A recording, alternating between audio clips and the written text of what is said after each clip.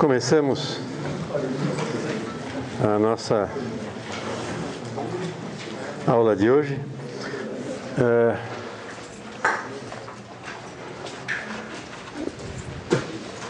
Eu vou começar falando, chamando a atenção de vocês sobre alguma coisa sobre as integrais funcionais que nós fizemos das últimas vezes. Todas elas têm uma característica especial. Elas pertencem a uma certa classe de integrais funcionais que a gente chama de integrais funcionais gaussianas. Isso tem que ver com a forma da ação. Quando a ação envolve, no máximo, uma expressão que é no máximo quadrática nas posições de velocidades, então a exponencial da ação é como se fosse uma gaussiana, uma coisa exponencial de uma coisa quadrática, certo? O oscilador harmônico, que foi o mais complicado que nós fizemos, é assim, certo? Tem velocidade ao quadrado e tem Q quadrado, certo? A partícula livre é mais simples ainda, porque só tem velocidade ao quadrado, certo? Os exercícios que vocês têm todos lá são todos do mesmo tipo. Tem coisas, ou osciladores harmônicos forçados, queda livre, tudo isso é a ação envolve no máximo uma função quadrática das posições e velocidades. Esse tipo de integral funcional chama-se integral funcional gaussiana. E como a gente teve alguns exemplos, a gente é capaz de fazer essas. Acontece uma coisa curiosa, essa é a única classe de integrais funcionais que a gente é capaz de fazer. Não é capaz de fazer nenhuma outra. Se o potencial tem um V, o V de Q tem uma potência depende de uma potência de Q maior do que 2, acabou, esquece, certo? Por exemplo, Q4, não tem, não dá para fazer, certo? Ok? Aliás, isso não é só a integral funcional, quer dizer, se vocês quiserem fazer uma integral simples gaussiana, vocês fazem. Agora escreve E a menos alfa x4. Qual é a integral disso de menos a mais infinito? Você não faz, certo? Não tem, certo? Ok? Então é o mesmo tipo de coisa. Integrais são às vezes traiçoeiras. Então, quando a gente tem potenciais ou ações, digamos, tipicamente, que não são lagrangianas, que não são quadráticas, certo? Então a gente tem uma coisa que não é gaussiana e o único jeito de trabalhar com isso é fazer aproximações. Não tem jeito. Tem que expandir de algum jeito e tal. E o que nós vamos fazer hoje é tratar de um tipo de expansão que tem, digamos, uma circulação muito grande, porque ela se aplica numa categoria grande de problemas, ou pelo menos a gente faz de conta que se aplica, quando não se aplica, né? E tenta ver se é suficiente ou não, que são as chamadas aproximações semiclássicas. Quer dizer, basicamente, se a ação não é quadrática, eu faço uma expansão e pego termos até quadráticos, tá certo? De alguma maneira, e tento trabalhar com isso. A ideia é tão ingênua quanto essa, mas vocês vão ver que tem algumas tecnicalidades, tem um embasamento um pouquinho maior, certo? Quer dizer, a ideia dessa aproximação também é que ela vale perto do limite clássico. Perto do limite clássico, vocês se lembram que a gente espera uma forte dominância da trajetória clássica e de flutuações muito próximas da trajetória clássica. Flutuações que são mais ou menos afastadas já dão cancelamentos através de mudanças de fase violentas e devem se cancelar. Então, eles devem esperar, digamos, a contribuição de um feixezinho de trajetórias muito irregulares em torno da trajetória clássica, mas bem apertado em torno dela. E aí eu posso expandir, fazer uma expansão aí em torno da trajetória clássica e pegar termos só a uma certa ordem quadrática. E isso é aproximação semiclássica. Então ela tende a valer, a gente espera que ela valha bem, quando a ação típica, o valor da ação típica para o problema que eu estou considerando é muito grande em unidades de H cortado. Quer dizer, S sobre H cortado é um número muito grande, muito maior do que 1, certo? Então, é claro que o tipo de aproximação, mais matematicamente falando, para esse tipo de caso, é como é que a gente aproxima a integral de uma função que oscila muito, tá certo? Quando, digamos, a oscilação tem um ponto onde ela para, quer dizer, um ponto como se fosse um ponto estacionário. Quer dizer, deixa eu ser mais preciso escrevendo, vamos fazer isso antes numa integral comum. Depois a gente aplica a mesma ideia na integral funcional. Eu vou mencionar isso com algum detalhe, porque a minha experiência indica que os cursos, em geral, não tratam muito dessa coisa. Chama-se aproximação de fase estacionária, para calcular integrais, tá certo? Desse tipo. Então, eu vou fazer um breve resumo aqui do que é essa aproximação. Digamos que eu tenho uma integral que depende de um parâmetro h. Vocês já vão ver que integral é essa. Essa integral vai ser integral num certo intervalo, de a até b, tá certo? E a função que eu vou integrar tem a seguinte cara, é e elevado a i sobre h. Esse h não é a constante de Planck, é um parâmetro, tá certo? E aqui eu tenho uma função de x, tá certo? Dx, certo? Se esse f de x é x ou x ao quadrado, alguma coisa, essa função vai oscilar furiosamente, tá certo? Muito bem. Então, o que eu vou supor é o seguinte, esse h é um parâmetro positivo, certo? Muito bem, então vamos ver o que eu posso dizer sobre essa integral. Digamos que f de x tenha um extremo nesse intervalo de integração, certo? Ela é o máximo ou mínimo, quer dizer, a derivada dela se anula, tá certo?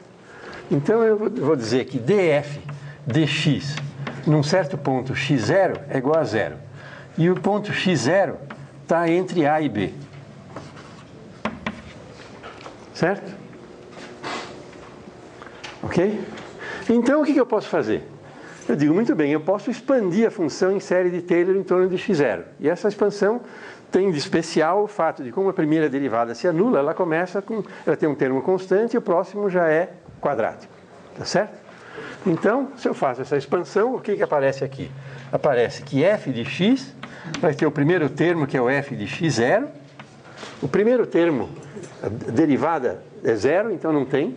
E eu vou ter o segundo termo, mais 1 sobre 2 fatorial d2f dx2, calculado em x0, multiplicado por x menos x0 ao quadrado, mais termos da ordem de x menos x0 ao cubo, etc. Ok? Então essa é a expansão. Tá?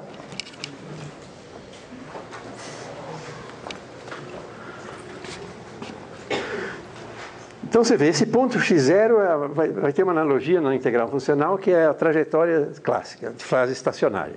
Aqui é um ponto estacionário, certo? Na integral comum. Então o que eu faço é jogar essa expansão aqui lá dentro da integral. Tá certo? Então eu posso escrever isso, essa integral, da seguinte maneira. Ela vai ser a integral de a a b da exponencial dessa série aqui. Mas o primeiro termo dela é uma constante.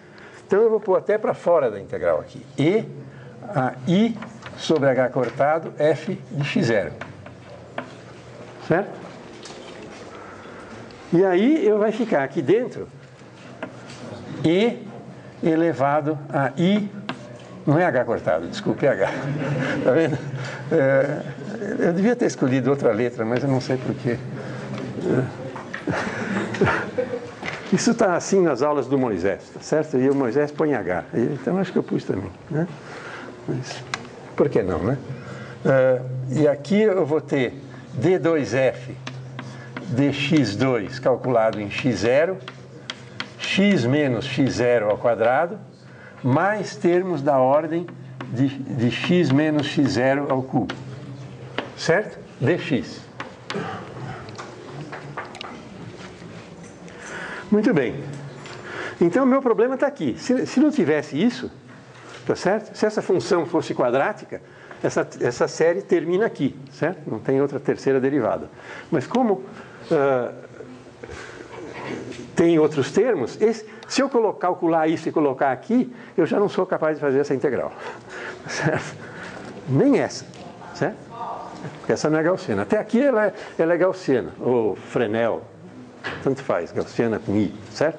Essas dá para fazer, as outras não. Muito bem. Então vamos ver em que ponto, o que eu posso fazer aqui, certo? Como é que eu posso tratar essa coisa aí? Ainda tem essa série aí. Para ver o que está acontecendo, e com as oscilações, vejam que quanto menor for o h, mais furiosamente isso oscila, porque esse expoente vai ficar um número maior. Certo? Então, o H pequeno é como se fosse o H cortado pequeno, quer dizer, a gente está perto da mecânica clássica, certo? As coisas quânticas são pequenas, certo? Nesse sentido. As ações, que são as coisas acima, são grandes e na unidade que a gente está usando aqui. Então, vamos fazer uma mudança de variável para deixar essa integral mostrando mais o que ela quer ser. A mudança de variável, eu acho que é x menos x0, eu invento uma variável, troco o x por uma variável u, que é x menos x0 sobre raiz de h. Eu estou dizendo que ele é positivo por causa disso também, certo? Ok? Então, vamos fazer essa uma mudança de variável, simplesmente, tá certo? Então, a gente vê que o a vai parar em a, quer dizer, x é igual a a, vai parar em u, quer dizer, o a aqui,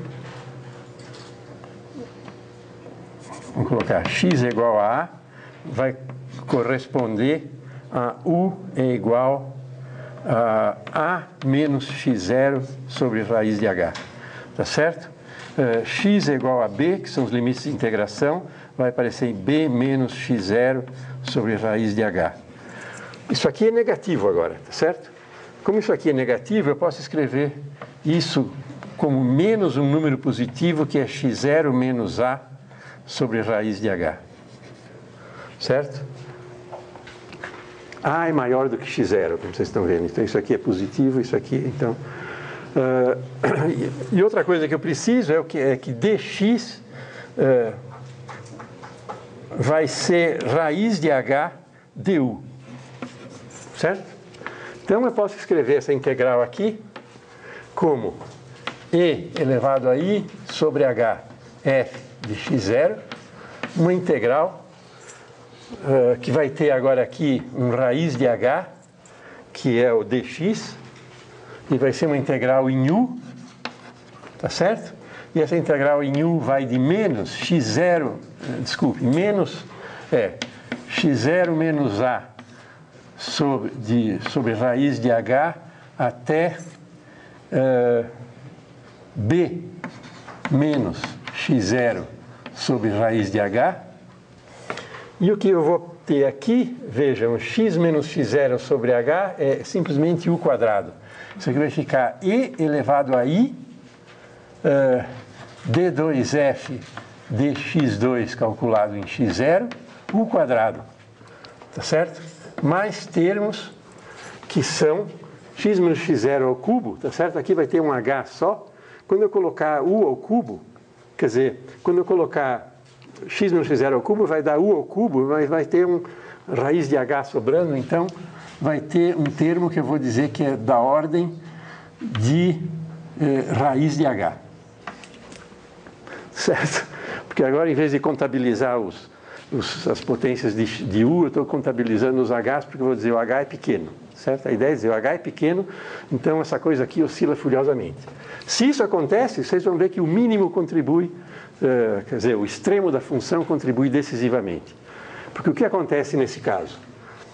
Essa é a parte que eu não sei fazer, porque tem u ao cubo, certo? Ok?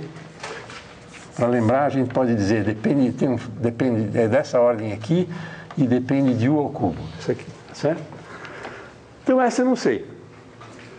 Então, a melhor que eu posso pegar é fatorar essas duas exponenciais. Eu tenho uma quadrática e tenho uma outra aqui que atrapalha. Essa que atrapalha eu posso expandir. O primeiro termo é 1. Até aí tudo bem, quer dizer, esqueço daquilo. Tá certo? Se eu quiser uma coisa a mais, eu teria que pegar o termo seguinte da expansão, que vai ter um raiz de h aqui. Mas esse raiz de h aqui com esse raiz de h vai dar um h. Então, isso aqui é uma expansão, vai ser uma expansão de potências de raiz de h. Tá certo? Se eu expandir essa exponencial aqui. Se eu disser que h pode ser considerado pequeno, eu posso me dar bem só com o primeiro termo 1. Tá certo? Essa aqui é a ideia. Tá certo?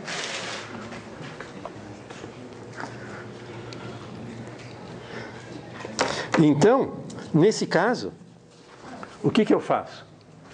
Eu digo que isso daqui, de fato, é desprezível, Eu não ponho zero porque não é zero, ponho os pontos de exclamação porque não tenho o que fazer, tá certo? Ok? E aí, isso aqui é uma integral de Fresnel. Eu digo, se o h é pequeno, não deve fazer muita diferença eu fazer isso daqui de menos infinito e pegar isso e mandar para mais infinito. Certo? Essa é uma outra aproximação que eu posso fazer. Se o h é muito pequeno, esse número aqui é muito lá embaixo, o outro lá mais em cima. Vocês estão vendo que isso dá problemas quando, digamos, o mínimo, o extremo, ou o máximo, o extremo fica muito próximo de um desses limites de integração, porque aí eu posso estar com uma boa parte para fora e tal, né?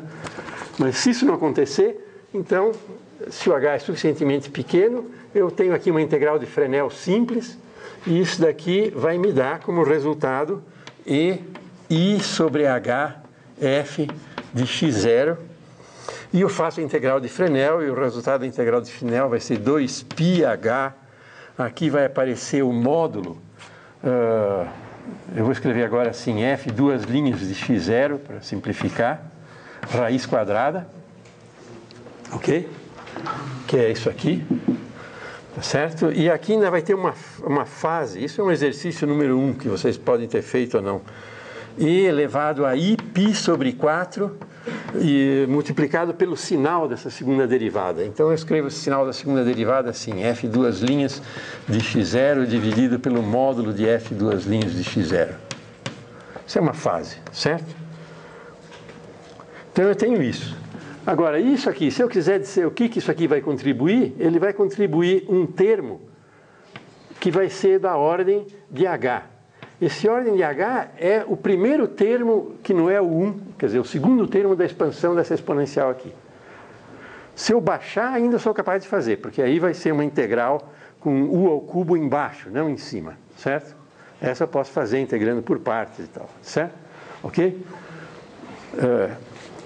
Ou derivando essa daqui em relação ao parâmetro, enfim, tem jeitos de fazer essa integral. O fato é que ela vai ser de ordem h. Então, vocês estão vendo, esse termo aqui é de ordem raiz de h, o que eu estou jogando fora é de ordem h. Então, tem espaço, tem chance disso funcionar em algum lugar, tá certo? Se o h for suficientemente pequeno, no sentido que a gente tem que ver em cada caso, certo? Então, essa é a ideia da aproximação de fase estacionária. Existe uma contrapartida disso exatamente para, se a integral for real, digamos que isso aqui é e elevado a menos i sobre hf, f é uma função positiva, tá certo? Então isso aqui, eu posso tentar fazer isso com uma integral puramente real. Se esse f tem agora um mínimo lá em cima, então a exponencial de menos ela vai ter um pico, e tem uma aproximação análoga a essa que chama aproximação do ponto de Sela, né? Tá certo? Mas enfim... vamos ficar com essa daqui.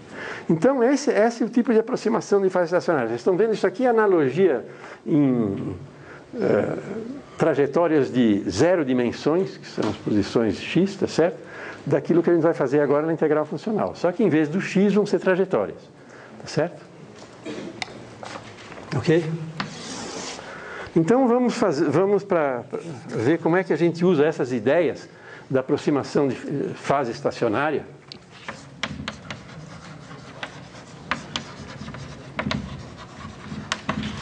A razão do nome é claro, eu acho que nessas alturas, né? Porque essa integrando aqui é uma fase, basicamente, e onde esse expoente tem derivada nula, ela é estacionária.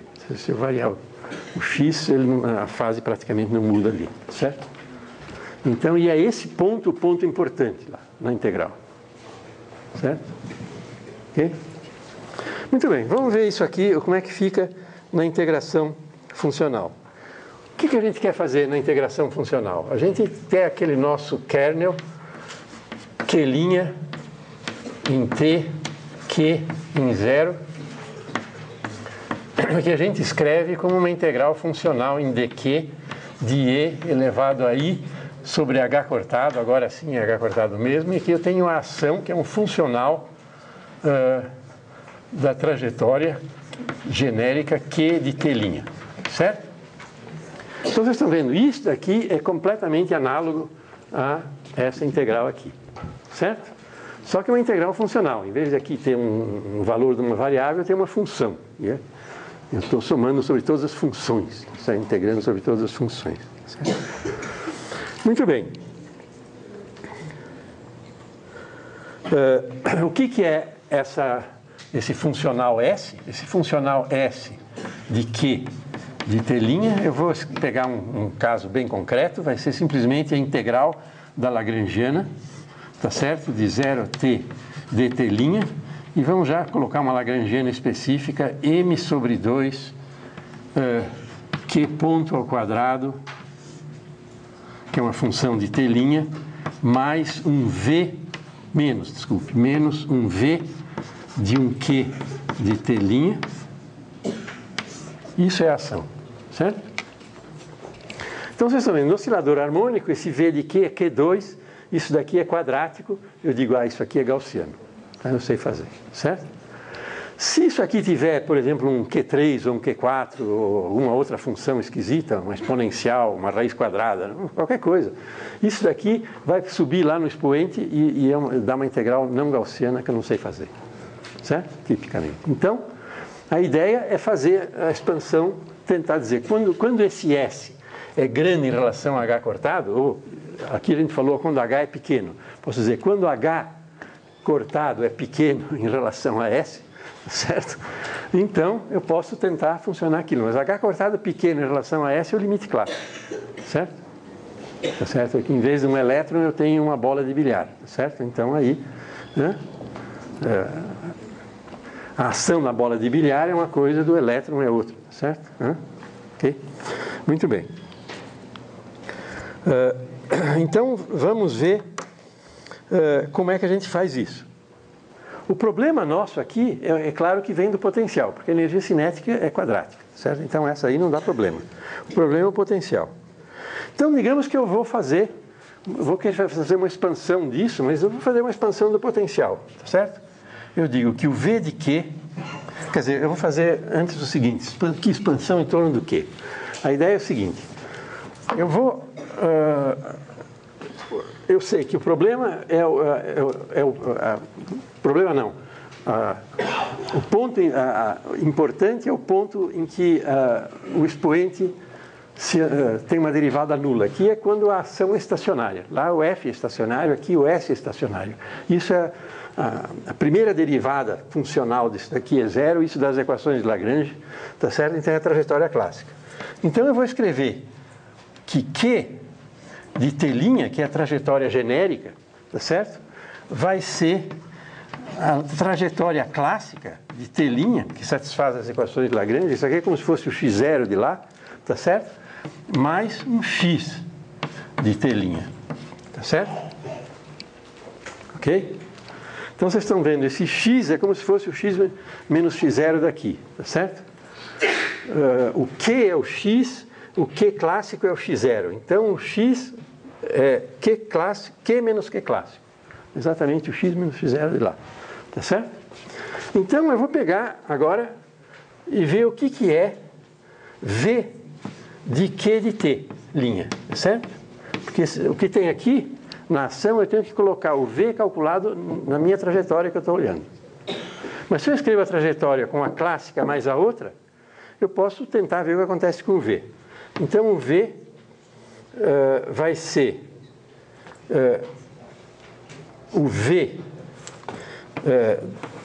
da trajetória clássica mais o x, tá certo? Que é o que eu estou fazendo aqui. E agora eu vou expandir no x, tá certo? Então eu vou dizer que isso aqui vai ser o V na trajetória clássica mais dV dq calculado na trajetória clássica ainda, vezes x. Não estou dizendo que o V tem um máximo. A ação tem, mas o V não, certo? Então eu não posso dizer que isso aqui é zero. Não é. Ok? Mais 1 sobre 2 fatorial, não faz diferença, d2v dq2 calculado no Q clássico, e aqui vai aparecer x2, tá certo? Mais termos da ordem de x3. Certo? Então o potencial é assim. Um potencial geral, essa expansão vai embora, não acaba mais. Certo? Muito bem. Então o potencial a gente tem aqui. Vamos ver agora a energia cinética. A energia cinética, eu vou ter Q ponto ao quadrado de T'. Isso daqui vai ser Q clássico ponto mais X ponto ao quadrado em T', certo? Para economizar giz, eu não ponho T', isso aqui vai me dar Q clássico ponto ao quadrado mais 2Q clássico ponto X ponto mais X ponto quadrado, certo? Então eu tenho aqui a energia cinética expandida, certo? Se eu quiser energia cinética completa, é só multiplicar os dois lados aqui por m sobre 2, certo? Então eu tenho um m sobre 2 aqui, um m sobre 2 aqui, e aqui um m sobre 2 aqui, ok? Então, o que eu tenho aqui na ação é isto menos isto, certo? Então eu vou escrever por extenso isso aqui, tá certo? Só que já vamos reconhecer os pedaços. É claro que aqui eu tenho um ponto que é simplesmente Q clássico ao quadrado e aqui eu tenho V clássico. Isso aqui vai me dar simplesmente a ação calculada na trajetória clássica. Certo? Quer dizer, em vez do Q eu coloco só o Q clássico. É o que sobra quando x é zero. Certo? Então, isso me dá conta desse termo aqui e me dá conta desse termo aqui. Certo? Aí eu tenho esse termo que é linear em x aqui embaixo e esse termo cruzado aqui. Certo? Então vamos descrever essa integral aqui. Mais a integral de 0 a t dt', que eu tenho m sobre 2 e aqui tem um 2, cancela, aqui vai sobrar um m. Q clássico ponto x ponto menos dv dq calculado na trajetória clássica x dt', certo? Então esse é o termo que vem, vamos fazer um negócio duplo aqui, este e este, ok? Aí, finalmente, eu vou pegar esse último termo aqui e o termo quadrático daqui, ok? E o que vai sobrar é o seguinte, vejam, aqui x2 tem o mesmo papel do Q2, isso aqui vai ficar a integral de 0 a t dt', aqui vai ficar m sobre 2 x ponto ao quadrado, menos 1 sobre 2, a rigor é 2 fatorial, d2v dq2 calculado em Q clássico. E isso vezes x quadrado. Tá certo? E ainda sobrou o resto, tá certo? Mais ordem de x3. Tá certo? Não pense que só porque eu peguei acabou a energia cinética, acabou o potencial. Não acabou o potencial, tem o resto. Ok? Muito bem, então eu tenho esse termo, é o termo da ação clássica, é o análogo do f de x0 que tem aqui, tá certo? E depois eu tenho um termo linear que lá não tinha, tá certo? Está aqui, e aqui eu tenho o termo quadrático e depois tem as correções cúbicas, certo? Se eu colocar as cúbicas em cima eu já não sei fazer. Muito bem, então é o mesmo caso daqui. O que a gente tem que olhar um pouco é esse termo linear aqui. Bom, vocês nessas alturas talvez, não sei se já pegaram otarímetro suficiente para olhar isso e ver que isso é zero. Como é que a gente faz? É fácil, é só fazer uma integração por partes aqui.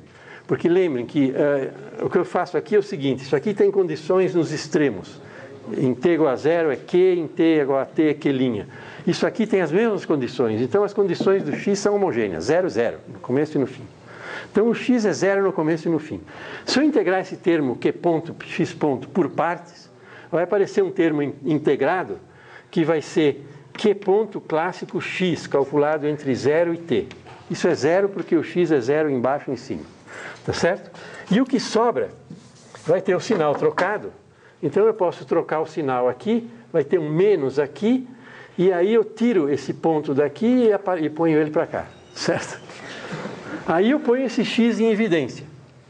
E vocês veem que isso aqui é uma integral do x, tá certo? Com uma coisa que é a equação de movimento. Então, como aquilo é a solução daquela equação, o coeficiente do x é zero. Então, isso aqui é zero. Certo? Então, vocês estão vendo como é que esse termo morre. Certo? A estacionalidade da ação diz que aquela trajetória clássica é tal que o termo linear não existe. Só tem o termo quadrático. Certo? Então, eu vou fazer a mesma coisa. A aproximação de fase estacionária na integral funcional é dizer, muito bem, sinto muito, para o x3 você vai ficar esperando lá, tá certo? E eu vou pegar o resto. E vou supor que o que você vai fazer é pouco, tá certo? Porque o h é pequeno na escala do problema que eu estou fazendo, certo? Aqui o h cortado, ok? Então, o resultado disso vai ser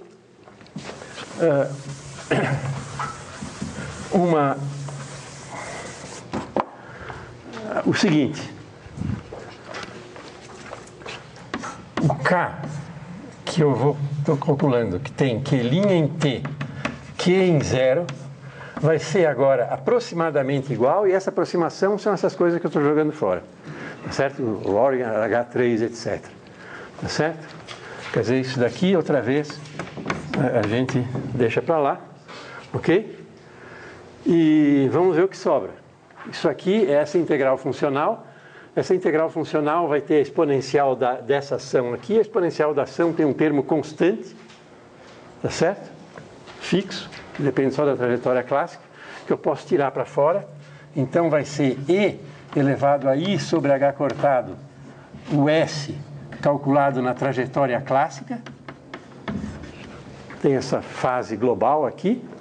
E o que sobra é uma integral funcional no termo quadrático, e sinto muito pelo resto, certo? Ok? Então, o que vai sobrar aqui vai ser uma integral, agora em x, de 0 a 0, tá certo?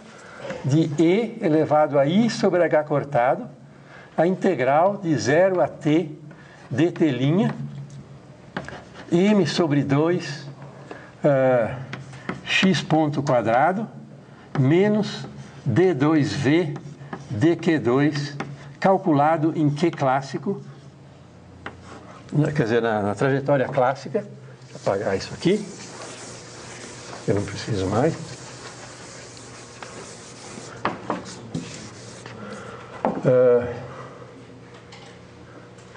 Vezes x quadrado dt', certo? Ok? Então vocês estão vendo, aqui tem uma espécie de ação.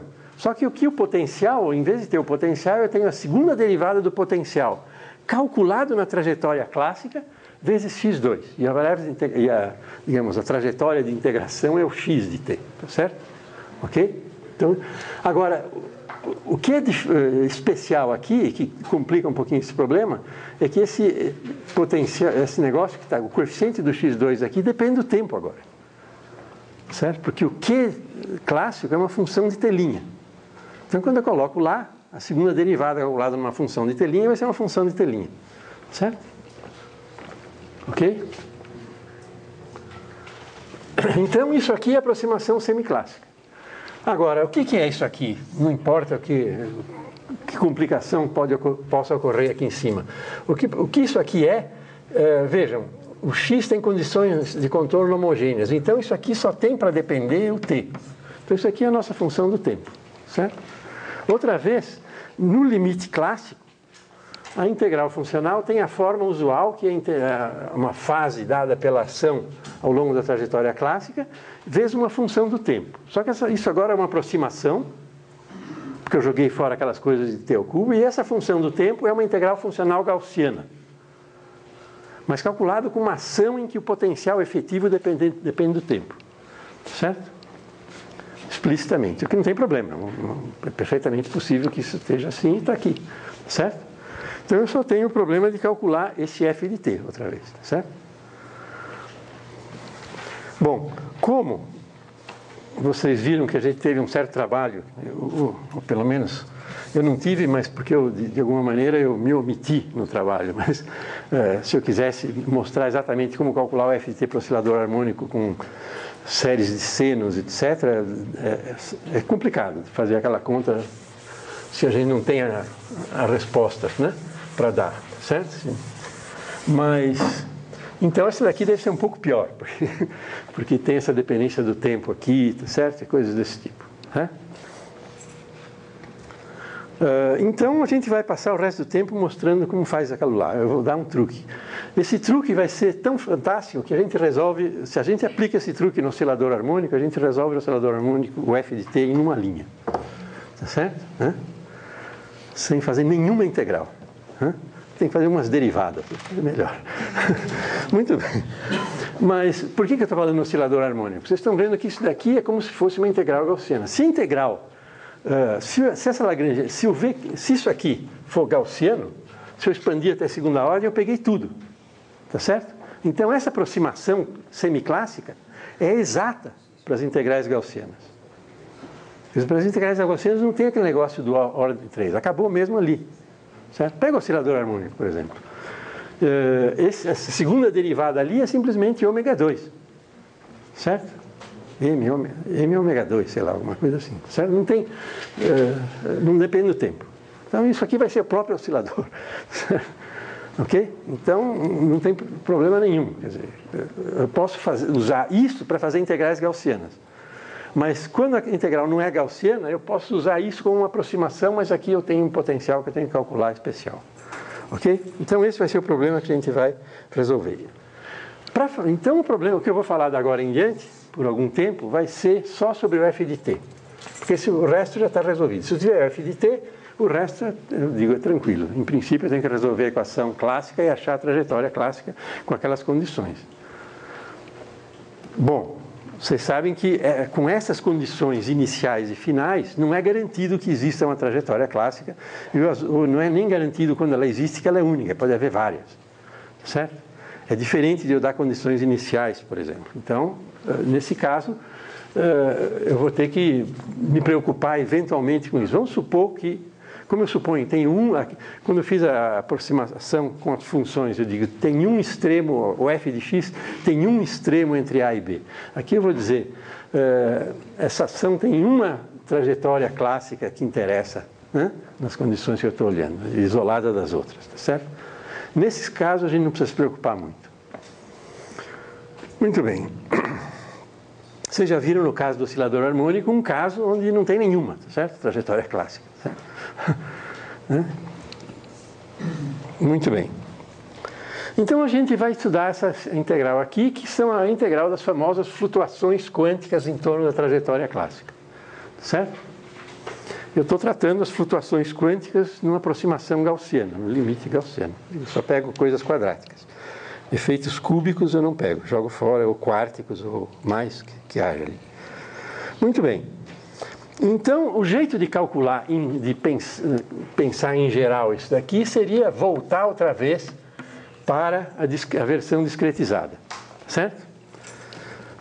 Mas não tenham muito medo, porque a gente, obviamente, não vai muito longe com isso daqui, mas é um bom ponto de partida, porque simplesmente lá a gente saberia, em princípio, o que fazer. Então, eu posso dizer que S de t vai ser o limite quando n vai para o infinito, tá certo? Aquele famoso fator m sobre 2 pi h cortado delta t, certo? Estou picotando o tempo t em n pedacinhos delta t, que é t sobre n. Isso aqui elevado a n sobre 2, tá certo? Tem n fatores raiz disso daqui. Aí eu tenho um monte de integrais, que eu posso escrever assim, integral dq1 até a integral, tem qn-1, qn-1, tá certo? De um aproximante finito também dessa coisa aqui, que eu vou escrever como e elevado a i sobre 2h cortado. Eu estou pondo esse 2 comum. Aqui eu esqueci, tá certo? Desculpe. Menos 1 sobre 2 fatorial, certo? Então tem um 2 aqui comum que eu posso tirar para fora. Isso aqui agora vai ser uma soma de n igual a 1 até n maiúsculo, tá certo? E aqui eu vou ter aquele termo de energia cinética, o m, o 2 já está aqui fora. Aqui vai ter xn menos 1 sobre delta t ao quadrado, menos o d2v dq2 calculado em Q clássico n multiplicado por xn ao quadrado delta t, certo?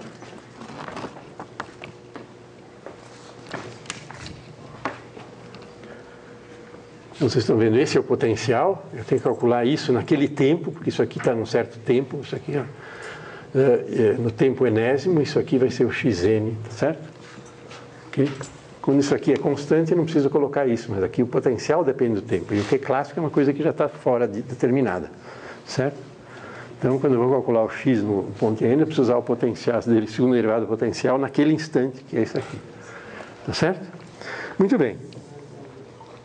Então, vocês estão vendo que eu tenho que ter isso aqui. Agora, então, eu tenho uma exponencial aqui, e essa exponencial, outra vez, se eu abrir, vão ser gaussianos, certo? Porque tem x no máximo quadrados, mas são gaussianas entrelaçadas, certo? Por causa desse xn menos 1, vai ter um entrelaçamento das... Então, ela é desagradável por causa disso. Eu não posso fazer cada uma separada das outras. Tenho que fazer uma e aí isso dá uma resposta para a seguinte, fazer... aquela história da recorrência. Isso é muito chato de fazer, certo? Inclusive tem essa dependência do tempo aqui, não dá para fazer assim. Então vamos fazer o seguinte. Vamos usar o seguinte. Eu vou mostrar, em primeiro lugar, explicitar esse entrelaçamento de uma maneira mais transparente, certo? Eu tenho lá no expoente essa coisa aqui. Eu tenho, deixa eu ver quanto disso eu devo colocar. Deixa eu colocar aqui em evidência um m sobre ΔT, tá certo? Que é o que vai ser o coeficiente aqui, tá certo? Porque aqui eu tenho um m, tenho um ΔT quadrado, eu tenho um ΔT aqui. Então aqui vai ficar m sobre ΔT vezes isso aqui ao quadrado. Então deixa eu colocar aqui n é igual a 1 até n maiúsculo, e o primeiro termo aqui vai ser... desculpe, deixa eu colocar isso para dentro da soma.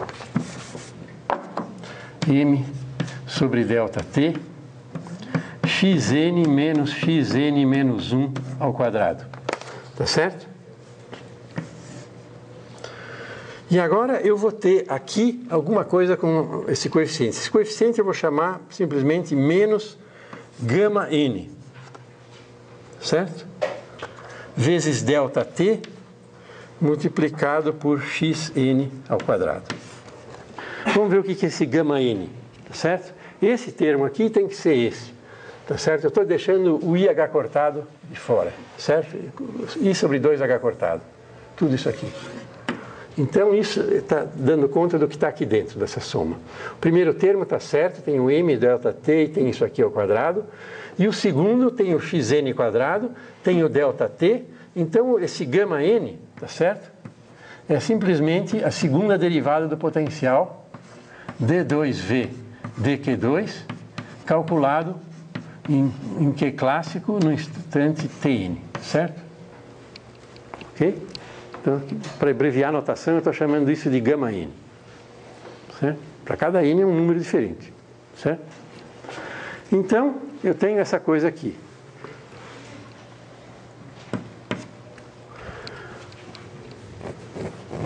A primeira coisa que eu vou fazer agora é montar isso aqui escrever isso aqui em forma matricial.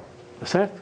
Então, eu posso inventar um vetor de x, quer dizer, que tem n componentes que vai de x1 até xn, tá certo? Ok? Então, eu invento um vetor que é o seguinte, eu invento um vetor x que é assim, x1 até xn, certo? Xn é o último que é zero, certo? E aí eu vou inventar uma matriz tal que essa coisa aqui eu vou querer escrever assim, como o x adjunto ou transposto, a linha, isso aqui, o x é uma coluna, uma certa matriz D, que vai ser de ordem n, porque tem n pontos aqui, e aqui o x. Ok? Quer dizer, eu quero escrever toda essa coisa aqui dessa maneira, como uma espécie de valor médio, tá certo? Valor esperado dessa matriz Dn, certo? Vamos ver que matriz é essa, tá certo? é fácil escrever isso dessa forma. Quer dizer, é só abrir isso daí e ver o que tem que ser essa matriz dn. Então eu vou simplesmente dizer para vocês o que é essa matriz.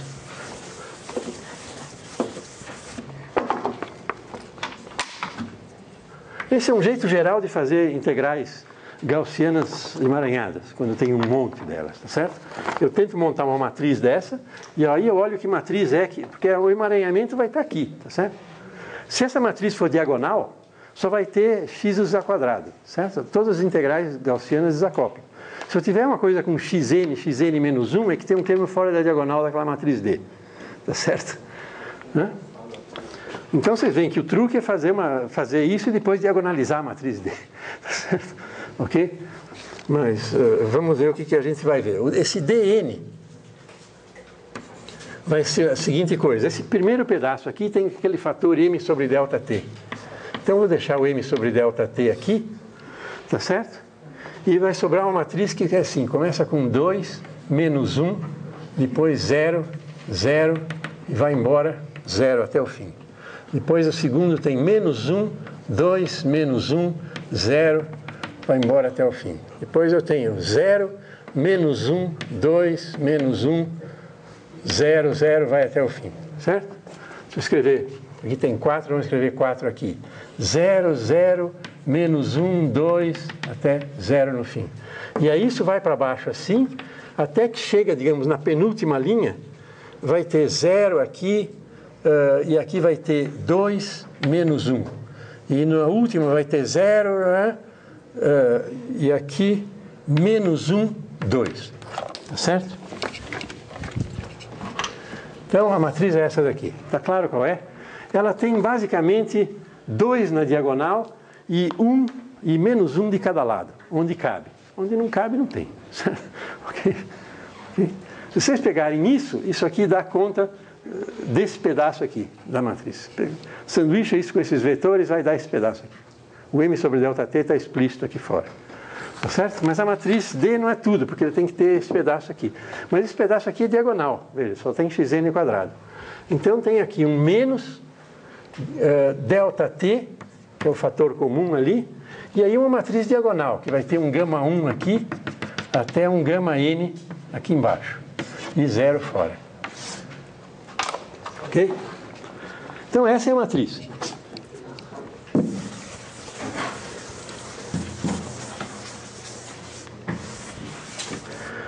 Muito bem, e vocês estão vendo o emaranhamento, quer dizer, o entrelaçamento das integrais aqui, são esses menos 1 fora aqui da diagonal, certo? Agora vocês vejam, essa matriz é uma matriz simpática, porque é uma matriz simétrica real, tá certo? Então é o tipo da matriz que pode ser diagonalizada por uma transformação ortogonal, tá certo? Ok? Então vamos dizer que a transformação ortogonal que diagonaliza essa matriz é isso daqui. O O adjunto dn O é uma matriz diagonal que vai ser, digamos, lambda 1 até lambda n 0, 0. Ok? Esses lambda 1 até lambda m são os autovalores dessa matriz. Certo? Ok? Da matriz D, essa aqui. Depende de m, ΔT, né, e gama, tá certo? Que é esse, né? Ok? Então a notação esconde um bocado as coisas, mas é uma matriz de qualquer jeito simpática, porque esses gamas são todos reais, certo? Então não tem problema. Né? Muito bem, então digamos que eu diagonalize. Se eu faço essa diagonalização aqui, o que eu posso definir novas variáveis que são yn, certo? O que é yn? São as transformadas dos xn. E o que é a transformação?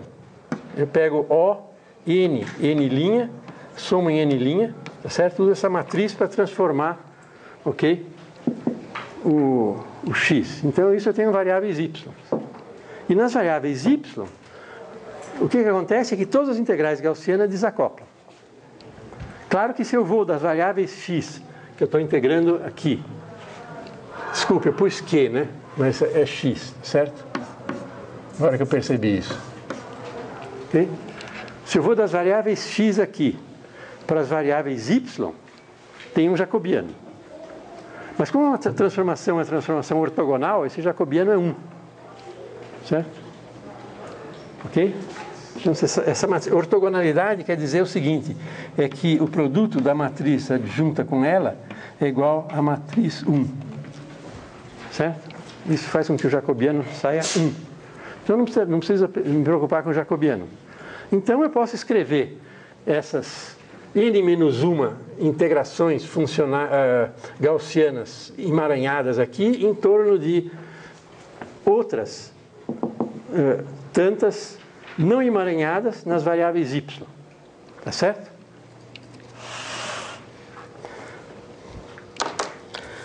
Muito bem. Então, onde é que isso nos deixa agora?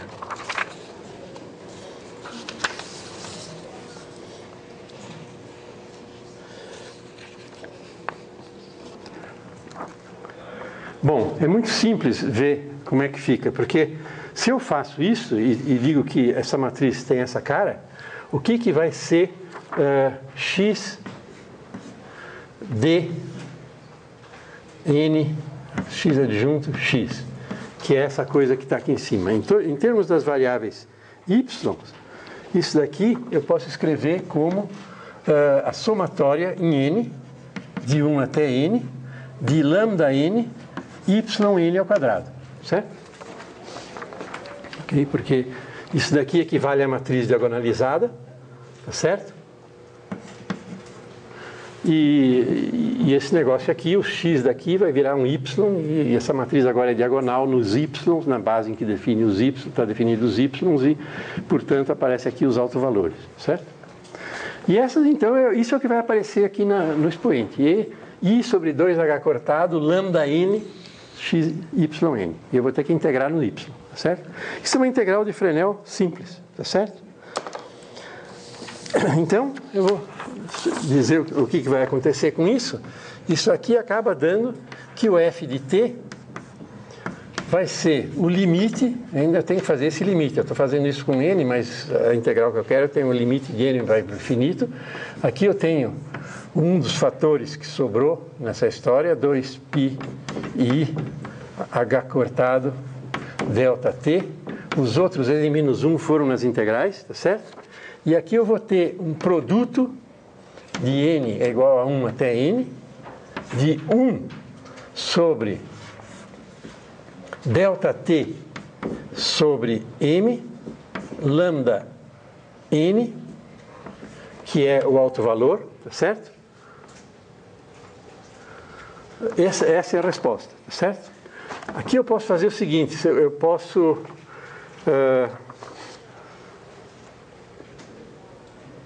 é um produto de coisas desse tipo aqui, produto de todos os autovalores, certo? Eu posso escrever isso da seguinte maneira, isso aqui vai ser, eu deixo esse delta t para fora, fica m sobre 2πi h cortado, é conveniente deixar assim, tá certo? E aí deixar aqui o seguinte, aqui vai ficar um delta t, que está aqui, esse daqui, e aqui vai ficar o produto, tá certo? Desses autovalores aqui, multiplicados por isso daqui, certo? Então vai ter isso aqui, a potência n e a produto de todos os autovalores. O produto dos autovalores é o determinante daquela matriz, certo?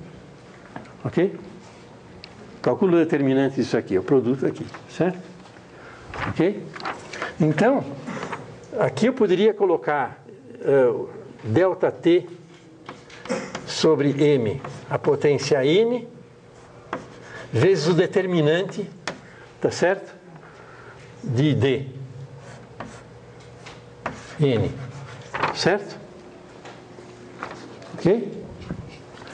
Mas eu posso multiplicar a matriz por isso, e aí eu já estou multiplicando o determinante. Então, se eu calcular o determinante de delta t sobre m vezes dn, eu já estou pondo a potência automaticamente, porque cada um dos autovalores vai ter sido multiplicado por isso, e quando eu fizer o determinante já vai ter a potência apropriada. Tá certo? Então, isso é uma coisa que é extremamente usada nesse jogo de integrais funcionais. Sempre que eu tenho que fazer um f de t, eu acabo descobrindo que ele é o limite de um determinante. Tá certo? Está ligado com o limite de um determinante. E o determinante que... quer dizer, eu estou fazendo de coisas gaussianas, tá certo? O limite do determinante que desacopla as gaussianas umas das outras. Da matriz que acopla as gaussianas. Certo? Então, agora, é uma coisa desagradável, porque é um limite quando n está tendendo a infinito. Então, é um limite de um determinante que fica de tamanho infinito. Então, é desagradável de calcular isso. Mas, às vezes, as pessoas não dão nenhuma bola. Eles dizem, o f de t é um determinante. Certo? Ok? Então, quem vê o f de t imediatamente e trabalha com isso, pensa em determinantes. Tá certo?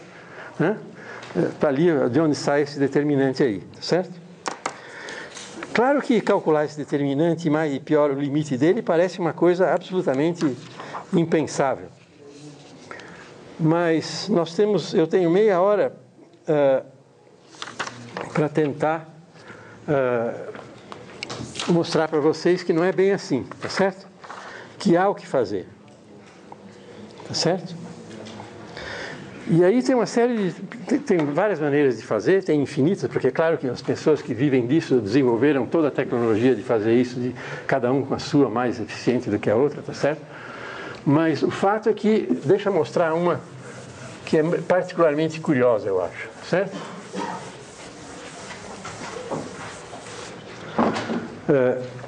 Muito bem, eu vou calcular antes um determinante finito e depois vou dar um jeito de calcular o determinante no limite, tá certo? De n tendendo para o infinito de uma maneira esperta, que é o que o pessoal, quem inventou isso foi muito esperto, tá certo? Muito bem.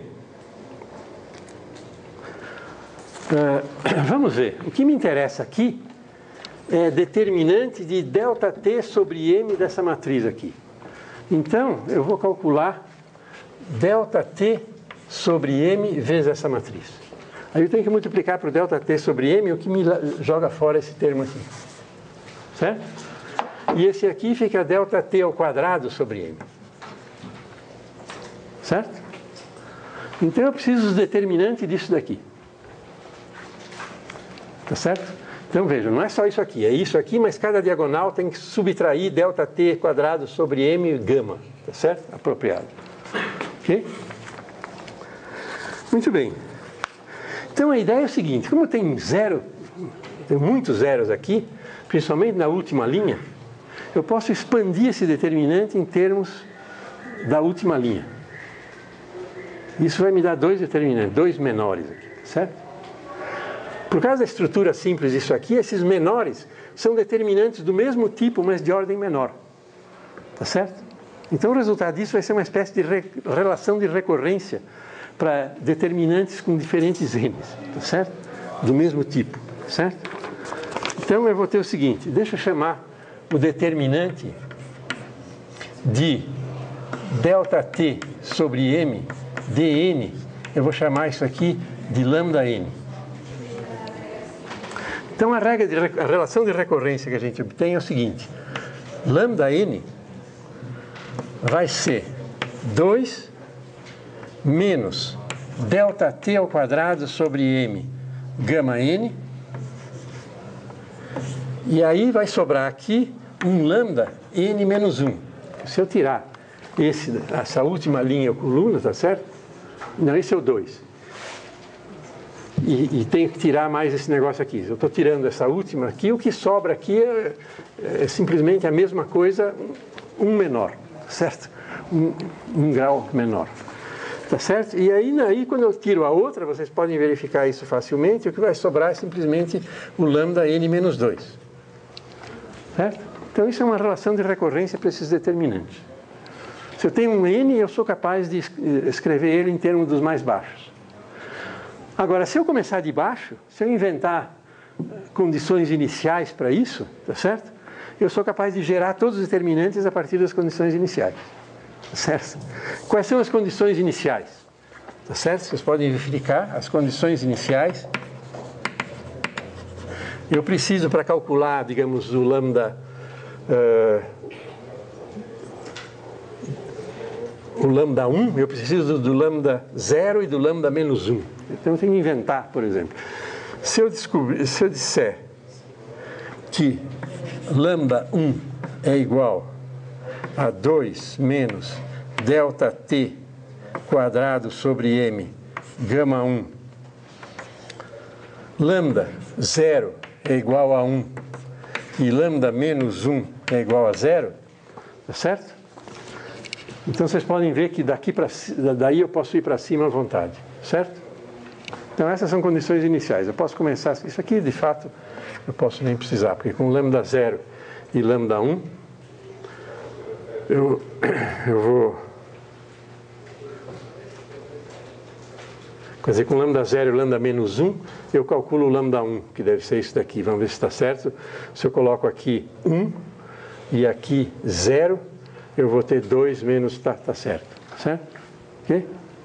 E assim por diante. Aí eu pego esses dois, calculo 2, calculo 3, vou chegar em n e vou chegar lá, certo? Então, está aí essa coisa aí. Muito bem, o que a gente faz com isso agora? Agora eu vou inventar um outro objeto. Eu posso já apagar esses determinantes aqui, certo? Porque tudo que eu preciso é essa relação de recorrência.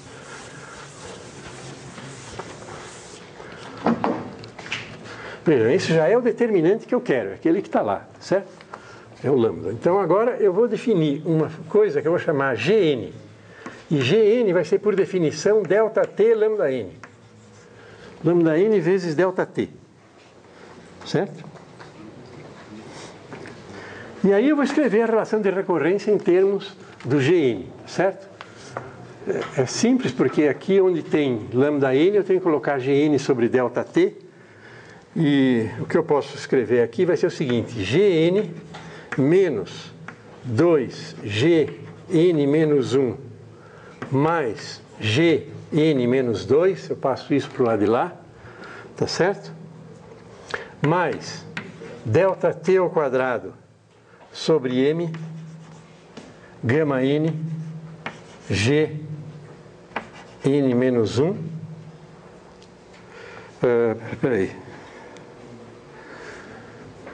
É igual, certo? É igual a 0. Faltou isso aqui, certo? O que eu fiz foi passar tudo para um lado só, certo? Então, e reorganizei as coisas. Vocês estão vendo que o delta t aqui não fez nada, porque aqui eu tenho lambda, se eu multiplicar todo mundo por delta t, fica, cancelar o delta t daquilo. Mas eu tenho aqui o lambda n, aí eu tenho o 2 passado para a esquerda, tá certo? Com o lambda n menos 1, tá certo? Aí eu deixei o delta t para o outro lado, para o fim. Eu tenho ainda esse aqui, tá certo? Que era menos, foi para o outro lado, ficou mais.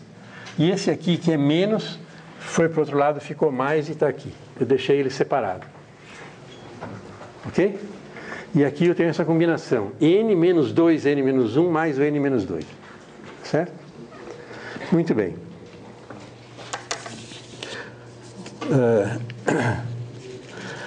Agora, aqui eu tenho esse delta t quadrado. Então eu posso reorganizar isso de uma maneira interessante, certo? Pega esse m aqui, multiplico tudo por m sobre delta t quadrado. Então isso aqui vai me dar m gn menos 2 gn menos 1 mais gn menos 2. Não sei se vocês já estão percebendo o que está acontecendo aqui. Está acontecendo uma coisa interessante, né? Por que eu estou fazendo essas transformações? Porque vocês já estão reconhecendo o que é isso aqui? Tá certo? Com isso eu me livrei desse fator aqui, e aqui vai ficar mais gama n g n menos 1 é igual a 0. Certo? Ok? E o delta t, digamos, é o intervalo de tempo entre essas coisas aqui. Eu posso dizer que esse Gn é como se fosse um G num Tn, certo? Esse Gn menos 1 é o G no T menos N menos 1. É uma coisa que depende do ponto, eu posso parametrizar o ponto pelo tempo, pode ver esse G como uma função até do tempo. Isso que está aqui em cima e, com o ΔT quadrado embaixo, é a segunda derivada do g no limite de ΔT indo a zero. O limite de ΔT indo a zero é o limite de n vai para o infinito. Tá certo? Então, vocês estão vendo que a regra de recorrência, no limite, dá uma equação diferencial. Tá certo? Ok? Esse é o truque. É bonitinho, né? E qual é a equação diferencial? A equação diferencial mais curiosa é o seguinte, o mais curioso é que ela é m, tá certo? d2g, tá certo? No limite dt2, que é o limite disso daqui, mais gama n. Mas aí eu tenho que me lembrar do que é o gama n, que eu já paguei, tá certo? Mas você se lembra que o gama n está ligado com a segunda derivada do potencial. Tá certo? Então é mais dv dq ao quadrado calculado na trajetória clássica. Tá certo? Vejam que aqui tem esse gama n depende do n, tá certo? E essa dependência de n aqui é a dependência com o tempo que está aqui dentro. Certo? Outra vez. Isso aqui vezes g, certo? O limite. Isso aqui é igual a zero. Então essa é a equação aqui. É uma equação de movimento com esse potencial, com a segunda derivada do potencial calculado na ação clássica. Tá certo? Vamos usar t' como variável aqui. Tá certo? Tá certo? Isso aqui também na variável t'. Certo? Então essa é a equação diferencial. Então, se eu quiser o determinante lá, o que eu quero é o determinante para n, mas n é t, é o t final. Eu tenho que calcular alguma solução dessa equação diferencial, que vai ser o determinante, e calcular ela em t e colocar lá. Tá certo? Quer dizer que eu vou colocar aqui uma função de t, esse ΔT, o que está lá na frente, é uma função de t, tá certo? Tudo isso aqui vai aparecer um g de t aqui. Certo? O determinante vai ser uma função do tempo total que eu coloco aqui. Vocês estão vendo que isso vai reproduzir, por exemplo, o caso... Essa função a gente já calculou no caso do oscilador harmônico. É um seno de ωt sobre r. Certo? Para a partícula livre é t. Tá certo? Aqui, no caso geral, ela depende desse potencial. Pode ser uma loucura. Certo? Muito bem. Mas, de qualquer jeito, vocês estão vendo que a generalização do que a gente fez até agora é que no limite semiclássico, como eu trunco tudo para uma gaussiana, eu tenho o mesmo fator m sobre 2πh cortado, só que em vez de ter t ou ter seno de ωt, eu tenho uma função g de t, que é o limite de um determinante que representa alguma coisa ligada com f de t, o entrelaçamento das integrais gaussianas lá no f de t, certo? Muito bem, mas isso aqui é uma equação diferencial. Para resolver, eu preciso das condições de contorno. De onde eu tiro as condições de contorno? Eu tiro as condições iniciais para a relação de recorrência. Tá certo? Porque o n é o t, então o tempo... Olha, então vamos ver, olha aqui, lambda 0 é 1, é uma constante, então d de t' é 0. Então a primeira coisa é o seguinte, g... não, vamos devagar.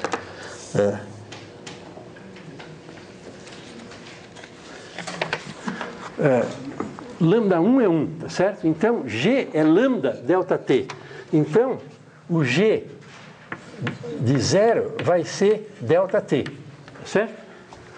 No limite, ΔT vai a 0, isso aqui vai a 0, certo? Então, o que me interessa é funções g que se anulam na origem, tá certo? Outra coisa que eu posso fazer é que com esses três números aqui eu posso calcular a derivada na origem. E se vocês calcularem quanto vai ser g' de 0, vocês vão obter com aqueles números lá, por isso eu coloquei esses três aqui. Com esses três aqui, vocês podem ter esse cálculo que vai ser o limite, quando ΔT vai a 0, daquilo lá, tá certo? A segunda derivada está aqui, é 1 menos 0 menos menos 1. Então, isso aqui vai me dar 2 menos ΔT ao quadrado sobre m gama 1 menos 1...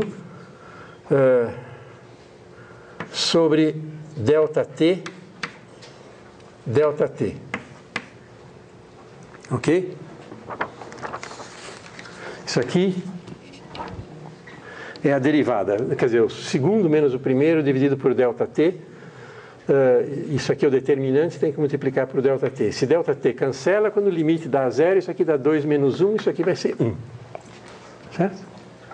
Então, achei as condições iniciais. As condições iniciais são condições iniciais para calcular. É o seguinte, G de 0 é igual a 0. G' de 0 tem que ser igual a 1. Certo? Condições iniciais muito simples. Então, se eu quiser calcular aquela função f de t, tudo o que eu tenho que fazer é resolver essa equação diferencial e achar uma solução g de t, que é 0 na origem, mas tem derivada 1. Calculo ela até t. O valor dela em t é o limite do determinante que eu preciso. Tá certo? Muito bem. Se vocês acham que isso aí já economizou bastante, tá certo? Eu vou mostrar que tem coisas mais espertas ainda, certo? E que economiza mais ainda. A gente não precisa resolver essa equação diferencial. A gente já tem a resposta. Quem percebeu isso foi um camarada chamado Van Vleck. Só que ele não percebeu nesse contexto. É curioso, porque ele percebeu isso, a percepção dele dessas coisas que são relevantes aqui é dada, eu li nos livros, como sendo conseguida em 1928. Como nada disso existia em 1928, certamente ele fez isso em outro contexto. Eu não tive tempo de ir atrás e ver que contexto é. Mas o fato é que isso chama-se o método de Van Vleck, certo? E a coisa é o seguinte, vejam bem, o que nós já resolvemos, em princípio? O tempo todo aqui tem essa trajetória clássica. Isso quer dizer que a gente resolveu a seguinte equação. M d2 Q clássico dt2 mais dv dq em Q clássico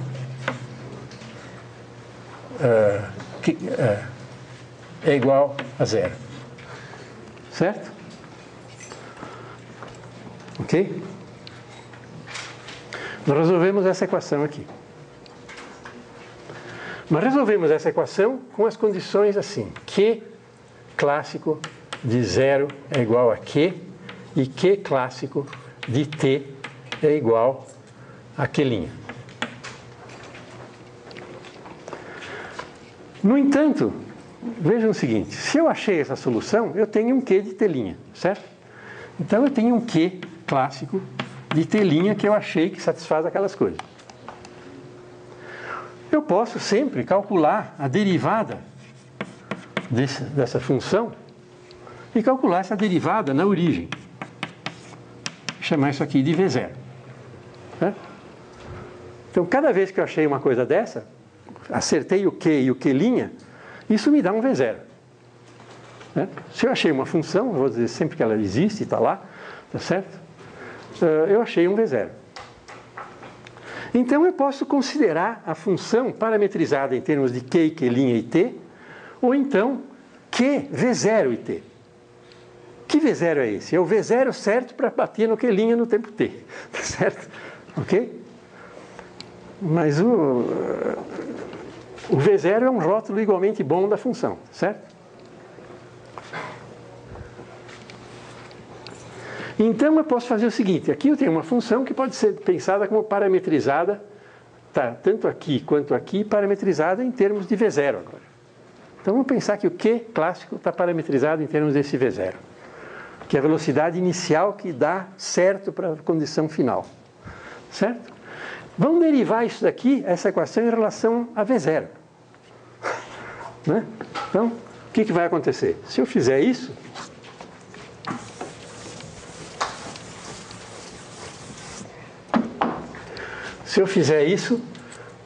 o que vai acontecer aqui? Vai ficar M d2 dt2.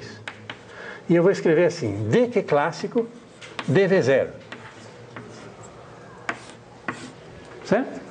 Eu não sei o que é isso aí, mas eu sei que eu posso fazer isso. Certo? Mais d2v dq2 em Q clássico multiplicado, aqui uma função de função, dq clássico dv0. É igual a 0. 0 não depende de V0. Certo? Ok? Muito bem, está aqui. Agora compara essa equação com essa. É a mesma. Tá certo? Quer dizer, esse dq clássico dv0 é o g que eu quero. Certo? Ou pelo menos satisfaz a mesma equação. Para saber se é o g, eu preciso ver se ele satisfaz as condições iniciais. Certo?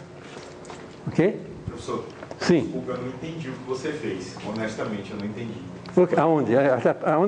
Onde é que quebrou a linha? Então, desculpa.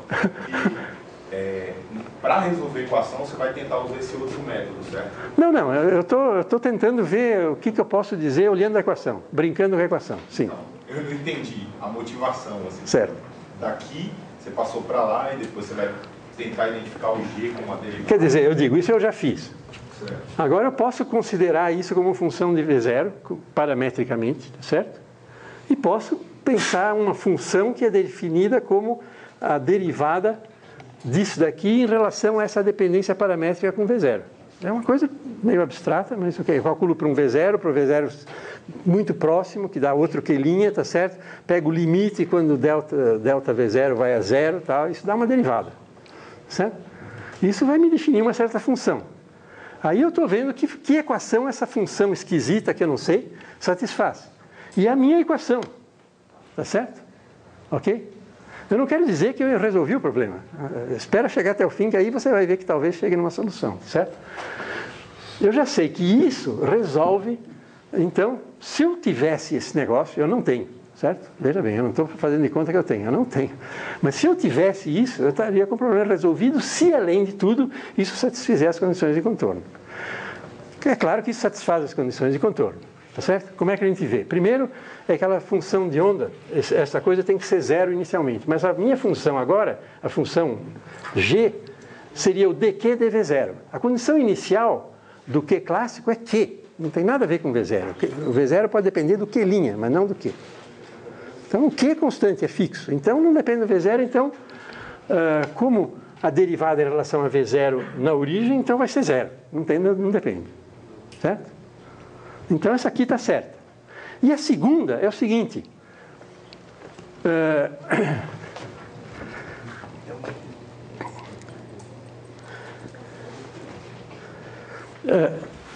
A derivada, quer dizer, o que eu quero é o seguinte, eu quero calcular agora d dt' de g. Tá certo?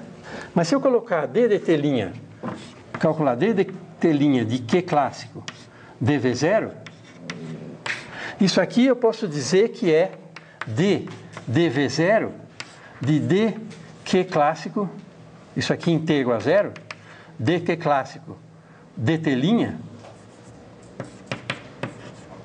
em t igual a zero. Mas dq clássico dt' em t igual a zero é o que eu chamei de v0, certo?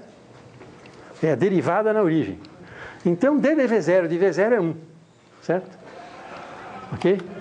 Então, não só essa coisa satisfaz a mesma equação, mas já nasceu com as mesmas condições iniciais. Certo? Então, é a minha solução. Certo? Então, só que infelizmente é uma solução que eu não sei o que é, porque o Q não está parametrizado desse jeito. Certo? Então, vejam o que eu fiz. Eu troquei isso por um G de T', que é simplesmente a derivada da solução da trajetória clássica em relação à velocidade inicial calculada em T'. Certo? E o determinante que eu quero é isso em T, é isso calculado em T. Certo? Ok? Muito bem. Então, o problema é o que eu faço com isso. Aí, como se trata aí de coisas clássicas, a mecânica clássica vem em nosso socorro e resolve esse problema com uma simplicidade interessante, certo? O que é essa simplicidade? Deixa eu ver onde é que eu vou fazer isso. Deixa eu fazer lá no fim mesmo, certo? Muito bem.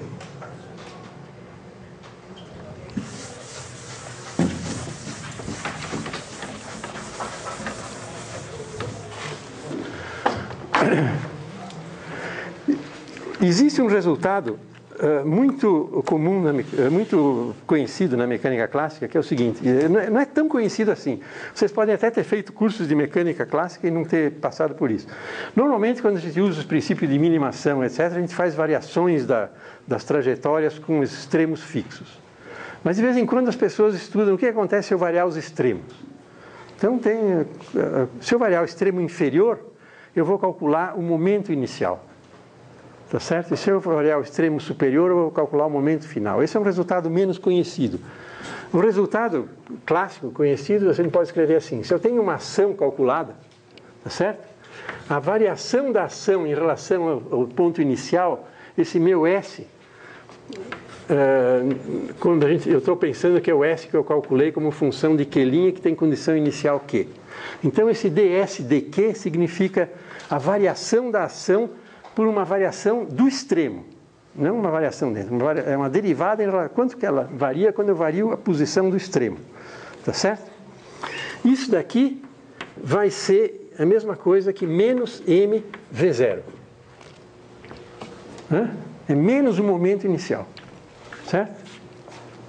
Okay? Isso é um resultado clássico.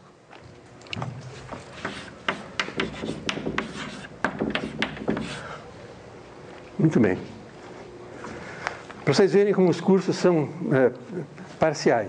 É raro um curso falar disso, porque também se falar disso, se diz, mas para que saber isso? Isso não serve para nada. Mas quando vocês chegam aqui, é a coisa crucial. Tá certo? Mas não adianta dizer para vocês que isso é crucial em algum lugar, porque vocês não acreditam. Tá certo? E é certo isso. Tá certo? Então é uma coisa, a gente precisa ter a pergunta para apreciar a resposta. Tá certo? Por outro lado, a gente pode... Bom, enfim, é isso aí. Agora, o que eu descobri? Eu descobri que Q de T que eu quero, tá certo? Desculpe, Q não, G. A minha função, o determinante, essa daqui, vai ser dq clássico dv0 em T. Deixa eu tomar algumas licenças com os matemáticos e escrever o seguinte. Vou escrever 1 sobre g de t é igual a dv0 dq clássico em t. Certo? Ok.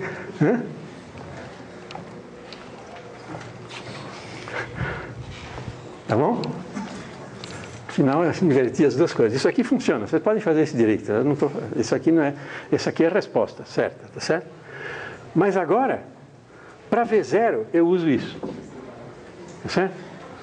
Então, isso daqui vai ser, vamos dizer, passo esse menos m para cá, menos 1 sobre m. Aqui eu tenho o V0 vai ser ds calculado na trajetória clássica.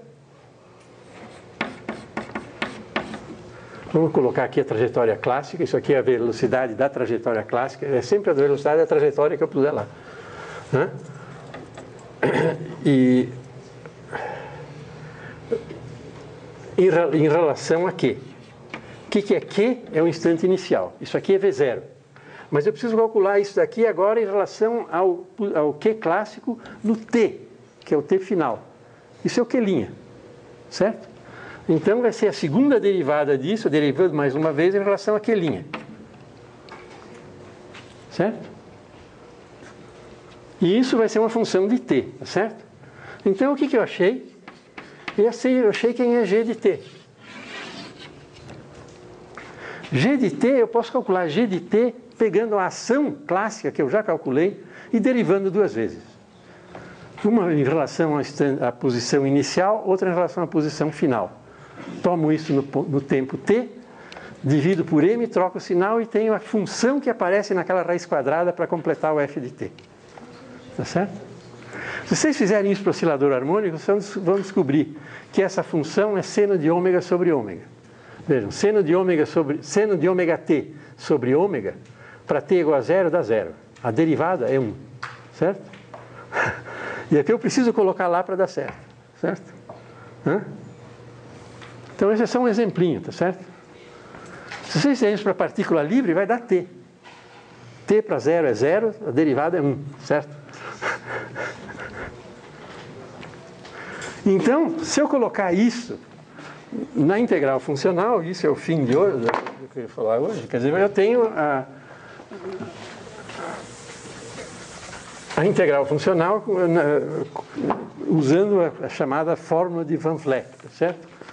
Que é o seguinte, K, Q, T, que é linha T, Q0, agora eu já sei, tem E, I sobre H cortado, essa ação calculada na trajetória clássica, que eu tenho que achar, essa equação diferencial para a trajetória clássica, essa daqui eu não escapo de ter que resolver, tá certo? Também, né, alguma coisa a gente tem que fazer, tá certo? E aqui vai sobrar aquele M sobre 2πi H cortado, raiz quadrada, e 1 sobre raiz de G, tá certo? Desculpe, aqui eu coloquei G, mas é 1 sobre G de T. Tá certo? Que é isso aqui, porque isso aqui é o V0, 1 sobre G, que é isso. Quer dizer, a raiz quadrada é disso daqui, tá certo? E aqui eu posso escrever como, então, menos 1 sobre M D2S clássico calculado em Q, S calculado em Q clássico de T', uma vez derivado em relação a Q, outra vez em relação a Q',